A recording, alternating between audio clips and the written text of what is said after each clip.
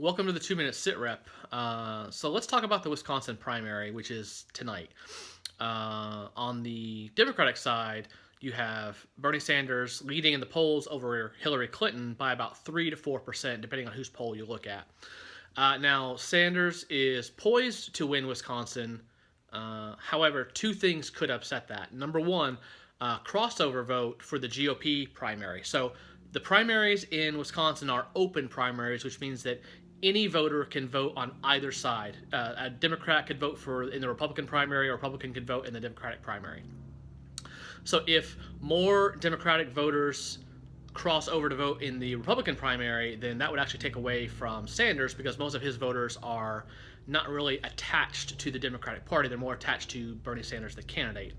The second reason that Sanders could conceivably lose the state is because of Milwaukee.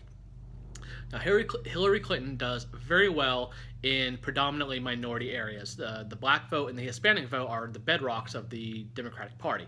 Milwaukee is a predominantly African American city, so if Hillary Clinton overperforms in Milwaukee, she could conceivably defeat Sanders in Wisconsin. Now, on the Republican side, it's Ted Cruz and Donald Trump, as always. John Kasich is just playing the role of spoiler in this race. Now, Donald Trump has had a very bad week to 10 days over that time period.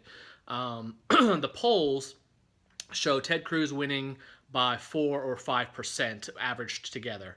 I think he probably will win by about 4 to 7%, depending on voter turnout. However, if Trump overperforms in the northern and western parts of Wisconsin, there is a small outside chance he actually could win this race. I don't see it happening, but it could happen. It depends on who votes. Are there more Cruz voters in the Milwaukee suburbs, or are there more Trump voters in the rest of the state?